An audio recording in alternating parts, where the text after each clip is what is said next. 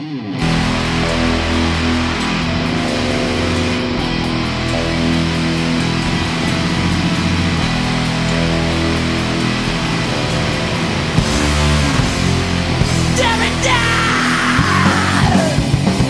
ABCs of UK82! Hey now, what's up? Welcome back. Today we're gonna continue down the trail we started a couple weeks back. The ABCs of UK82. This is our third volume for the letter C. C. I really ain't planning on doing this shit every single week in a row, but it's gotten a pretty good response so far for me. You know, I've gone up from like 2 comments to like 5 or 6 comments. So, you know, people are engaged. I'm having fun with it. Let's continue down this path for a little bit. I ain't promising we'll do this shit every week for fucking 20 whatever weeks, but for now, let's blaze forward. Hey, cheers and beers to the couple new subscribers that have been trickling in lately, and cheers to the people that have been around with me for a little bit. I appreciate you all. Thanks for joining us. Hey, you know, I usually try to avoid the shameless self-promotion, but let me tell you, likes, shares, subscribes, and comments all fucking help, man. Especially comments. It's good fucking getting your thoughts on shit. So let me know what you're thinking, why don't ya? Anyway, enough of the bullshit. Let's get down to some records, yeah. Today's letter is the letter C. And let's start it off with this little rocker. Carnage. All the Sad People. This is on Creative Reality Records. Came out in 1983. Song on the B-side is Dismal 1984, yeah. Carnage was a pretty rad group, I gotta say. Remember we were talking about last time, man. A lot of these bands have super good names. Rhubarb on vocals, Leechy on bass, Mental on the drums, Sydney and Jake rounding it out, guest vocals by Dismal. Cheers, fellas. This is the first Carnage single. They got 2 other ones I'm still trying to track down. I really dig this one, especially the A-side. The song All the Sad People. It's a little bit out of tune, it's a little bit out of time, but it totally works. It's kind of like melancholy, melodic, but noisy, mid-paced punk rock shit. The B-side's kind of typical for the era. It's not great, not terrible. I'll take it. Coming up next, we got Case with Wheat from the Chaff. 1983 Sus Records. This is the only release on Sus Records. That's the only record these guys put out until like the 2010s or so. They put out a couple more things. Pretty weird group, really. I don't even know how to describe these guys. This tune, Criminal Ways, is like experimental proggy oi or something. It's insane. Very weird song structure. Tiny bit of a ruts feeling at times, but it's just its own thing. The song Oh is like a ska punk kind of song with saxophones and shit. And Smiling My Life Away, kind of like they're closest to a straight up punk jam. Still a little bit odd, man. Interesting group. Not really fitting in 100% with the UK82 sound that you may generally hear in your head, but certainly fits into the time period and the place and the scene. Case. A couple of guys in this band also played with Angelic Upstarts, Johnny Moped, that kind of shit. Interesting one. What about Chaos UK? One of the longer running groups to come out of this scene with very primal and noisy beginnings. Right here we got the loud, political, and uncompromising EP from 1982 on the legendary Riot City Records. Riot City's right up there with No Future for me in terms of one of the best and most collectible labels on the scene for this kind of stuff. This is their second 7-inch. I'm still missing their first one, Burning Britain, which is one of the hugest, most glaring holes in my UK82 7-inch collection in my opinion. That one I am actively hunting for sure. I got a little ripped off pusshead guy over here. Anyway, this is one of my favorites by them. Tune on side 1, No Security, is an enduring classic. It was the first Chaos UK song I heard. It was on the UKDK video. Great video. It's fucking loud and obnoxious and crazy. Total fucking desperate, angry scream at the beginning, man. Fucking fast, frantic, noisy, cutthroat, non-stop hardcore punk. The other 2 jams on here keep up that same pace too. Killer record. This other one I got's called Head Fuck. It's from all the way in 1992. This is a 1993 repress of the 92 release. Desperate Attempt Records. Recorded in 32 seconds. Thanks to no fucking cunt at all.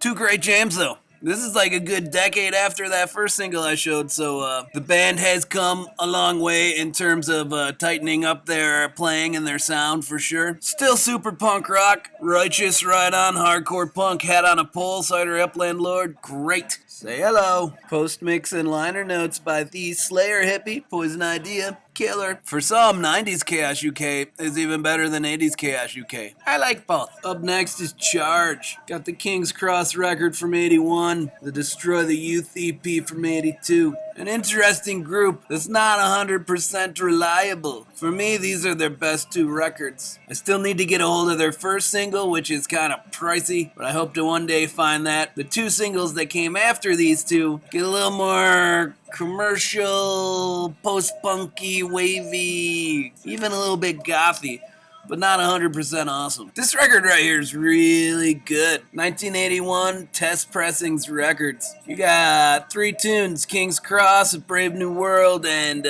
God's Kids. Right here we got great, well-played, fast, tuneful punk rock. With a singer, not a yeller, right? Really good record, I recommend this one. This next one, the Destroy the Youth EP, 1982 Camera Records. You got 4 songs on here. You can hear them experimenting a little bit with their sound, but still punk rock stuff. They went too far at some point for my taste. But on here, man, it still sounds real good. This record's real cheap too, man. Worth grabbing for a couple bucks. Between the two, though, this is the better one. King's Cross.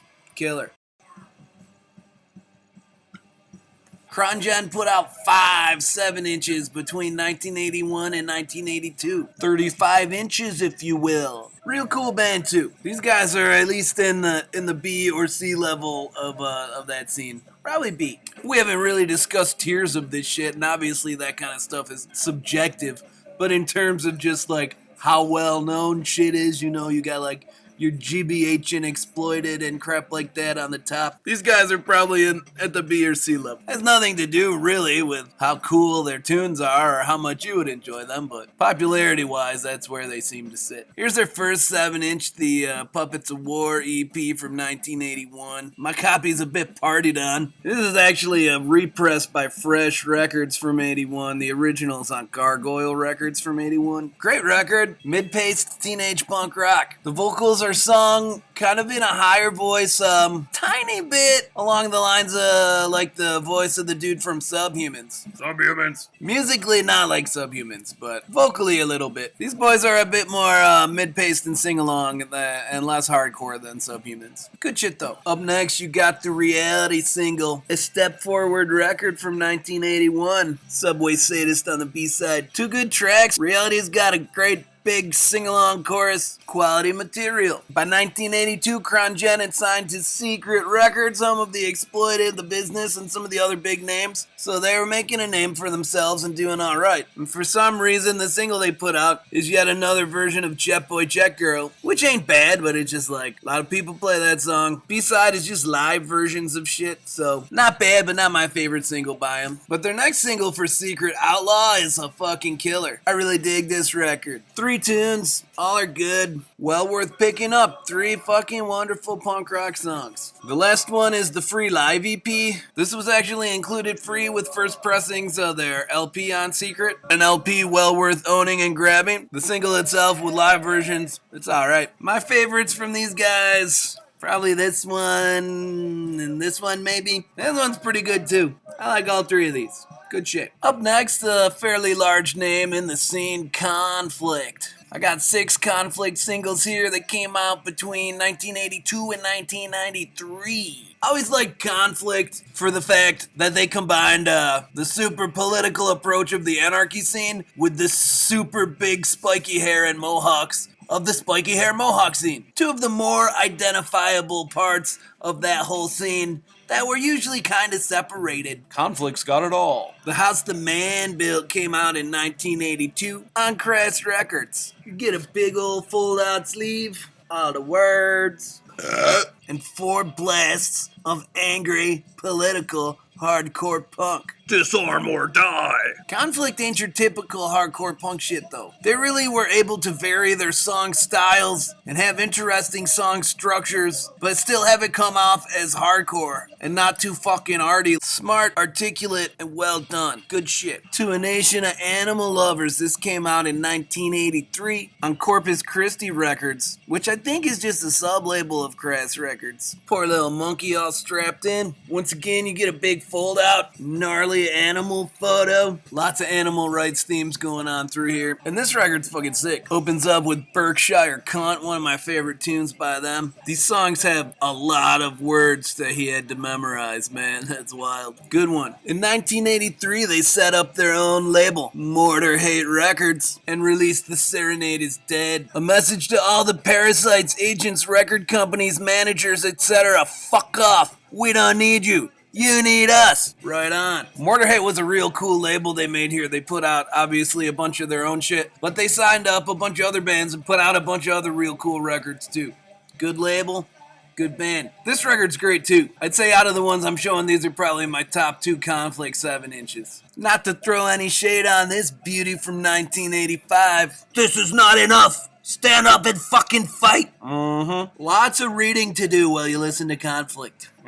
The Battle Continues, 1985. Every one of these is fucking great and worth owning. Dig it. This last one here is from a bit later in 1993. They came back with These Colors Don't Run. These Colors Don't Run is a cool jam, dude. Sounds just like Conflict. Both of these tunes are from the Conclusion LP they put out that same year. The B-side, Climbing the Stairs, is more of like a reggae dub kind of number. Like they going down some kind of subhuman Citizen Fish culture shock kind of thing. It ain't bad. Let's take it back to Riot City Records and Court Marshall. 2 EPs from 1982. Riot City number 5 and Riot City number 11. Dig it. The Gotta Get Out EP, right? Got a fast, drunken, sloppy music. Singer's got a nice, snotty, drunken slur. Suppose I don't know if these lads were drinking, but comes off that way. It's fucking fun. The next one, No Solution EP, a little bit less sloppy and noisy. Have a gander at the Goobers. It's straightforward, studs and leather punk rock. It's good. On a bit of a different tip, we get the crack with Don't You Ever Let Me Down. RCA Records, 1982. Probably the first major label that we've seen in this shit so far. And these guys, for real, won a battle of the bands. The winners! And that's how they got this record deal, I think. And I'm glad they did, because this shit rules. This jam, Don't You Ever Let Me Down, is fucking great. It's kind of more 70s sounding punk rock shit than UK82 hardcore kind of shit. But it's a really good song. The B-side, I Can't Take It, is great too. Probably a bit underrated, The Crack. Great band. But I guess they're not too underrated because they got a couple other singles that I'm trying to get that keep eluding me. So somebody's out there fucking keeping them from me. Somebody hook me up with them Crack singles. They put out an LP in the later 80s that's fucking great too. Real good band. The Crack. Up next we got the Cult Maniacs. This is their first EP, the Cult Maniacs EP from 1981 on Next Wave Records. Wonderful teenage Johnny Rotten ripoff vocals.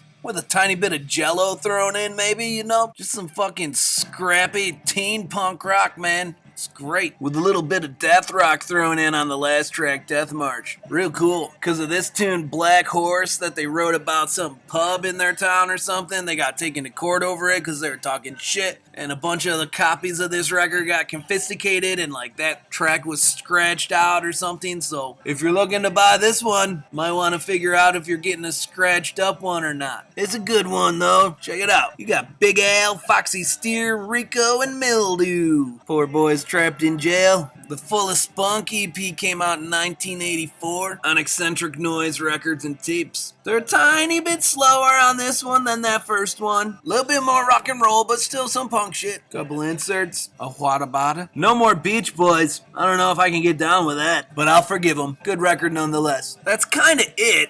But since they came up last time and I said I'd show, let's talk a little bit about the Cockney Rejects. Now, to me, the Cockney Rejects don't 100% fit in this series, and I have them filed with my 70s shit. Like, this first record is 79, All the rest of these came out in 1980. And really, by 1982, they're like not playing punk rock anymore. They're like a hard rock kind of band. But these earlier ones from 79 and 80 are way fucking punk rock and a pretty big influence, I would think, on the UK82 bands that were just about to start happening. And this is gonna come up a couple times in this series. I don't know how I'm gonna handle it. Like, there's a couple of the bands that started off in the 70s that I feel like more so than others had a pretty big influence on the UK82 sound.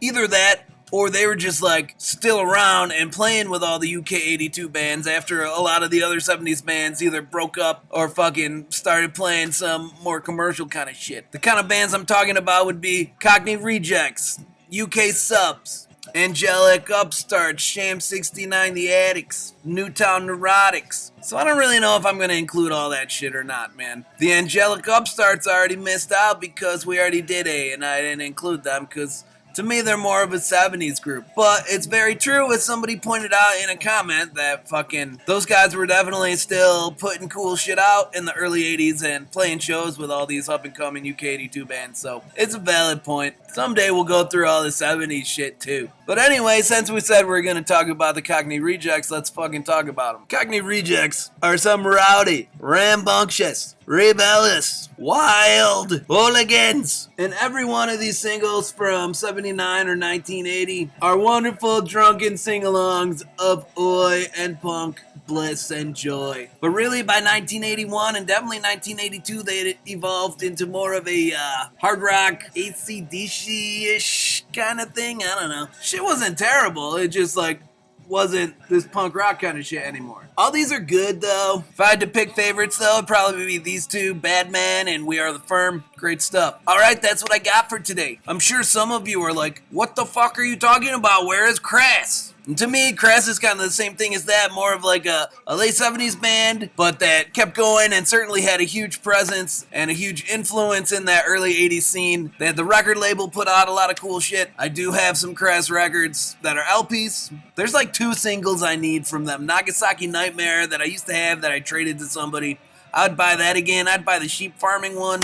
I don't really know if I need any of the other ones. For me personally. Anyhow, come back next time for D, because D's got some fucking bangers in it for sure. Till then, cheers!